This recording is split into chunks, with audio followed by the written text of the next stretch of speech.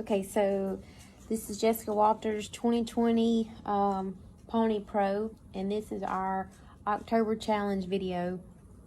And we were asked to interview a coach or a mentor or someone we look up to and ask a few questions. Some topics that were suggested were, why do you love rodeo? What are some hard lessons that you've learned? Or can you demonstrate or explain some of your favorite drills?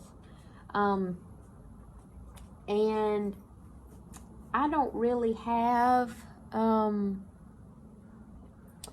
like a coach or mentor that I could that is close enough for me to go ask a few questions.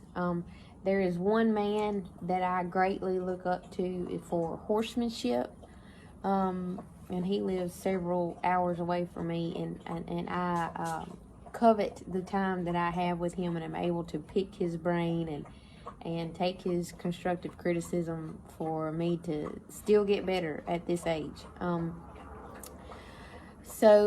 But as far as hard lessons, I could start and not finish. There would be not enough video time to cover the hard lessons that rodeo or horses have taught me. But the first thing that comes to mind, I guess, to start the list would be perseverance.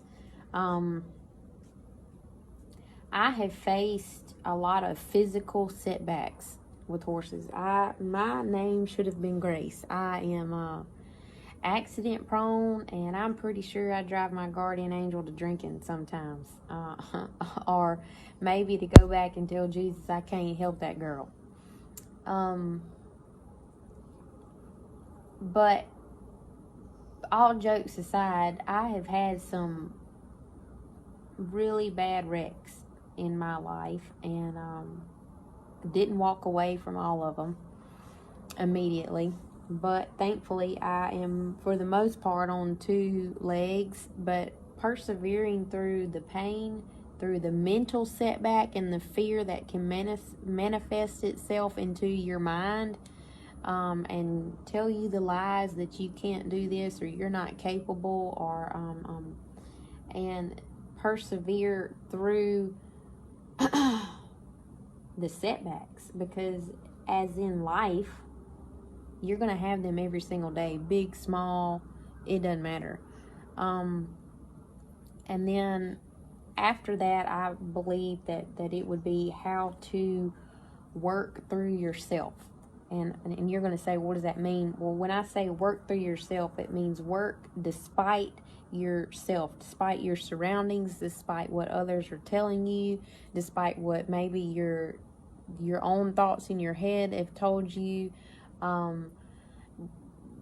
despite toxic situations or maybe limitations that you think are in your life, and to work through yourself to better your horse, to give yourself the benefit of the doubt, to give your horse the benefit of the doubt, and to trust yourself. Trust is a big issue in the horse world.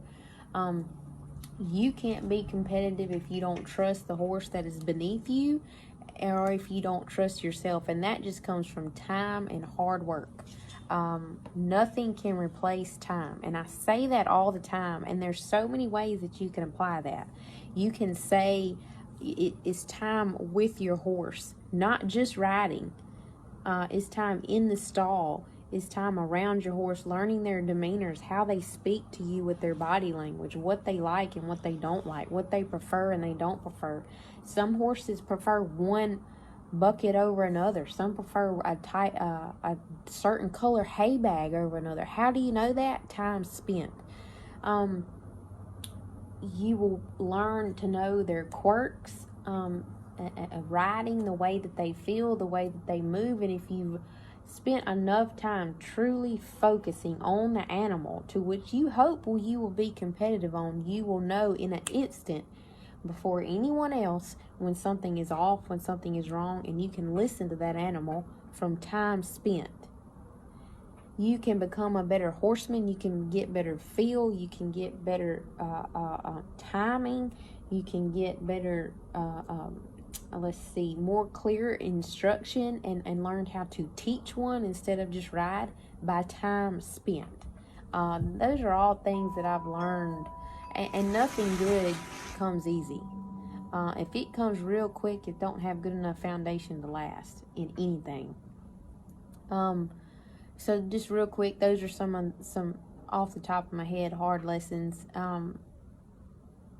And the third one was favorite drills. I have a lot of favorite drills thought up that you would think, Lord have mercy, what are you doing with that are pretty original, but I unfortunately can't show you that right now because I'm crippled right now. I broke my foot, and it was not just a normal one that I put duct tape on and can shove back down in my boot the next day. It messed up some stuff in there. So I haven't rode in 6 weeks, and my Allie and, I don't know, you can't see them, Allie and Patty have gotten quite full of themselves when I say they're foul mouth right now. They're pretty sassy, but you can never, if I could just talk about a drill really quick, you can never overdo or underdo or not do enough of body positioning and being very well aware of where your body is. So there are tons of drills out there that are for your horse. But if you're not doing them correctly or using your body or your balance correctly, the drills are teaching, one, they're not going to be effective. Two, they're probably teaching a bad habit that you don't realize that will all of a sudden show up, and then you're going to say, I don't know where this came from. But when I give riding lessons or help people that come to me with their horses and they leave, they say they learn, but the biggest thing that I've heard is they say how sore they are after they come ride with me for the next several days, because I'm going to make you use your body. You will use your body from head to toe, because these horses are moving live objects, and you can't do everything right here and expect to control their whole body when you're just right here. So that is something that I try to stay very well aware of whenever I'm wanting to teach counter arc, or how to hold their rib cage up, or how to take responsibility for their outside shoulder on their own.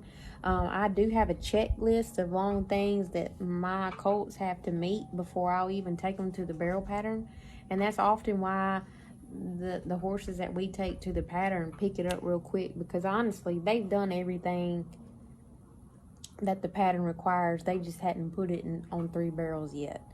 But you have to be aware of where you are if you want your horse to be aware of where they are, where they're placing their feet, how they're using their body, and how they're balancing, and how they're getting up, collecting up under themselves to stop and to rate and to and it's not just about barrels, it's just handle in general.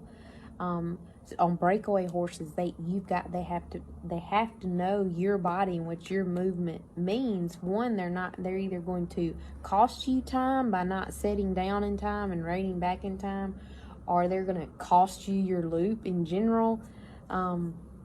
Working cow horses, reining horses is all body mechanics. If you don't have correct mechanics, they are not going to have correct mechanics. So that's the biggest thing that I work on every single time I get on a horse, every time I put my foot in the stirrup to this day. And I'm quite certain when I get back ready to ride that my abs and my legs and everything, I'm going to be so sore. So that's my October challenge video, and my name is Jessica Walters. I'm from Mississippi, and I'm 2020 Pony Pro. Thank you.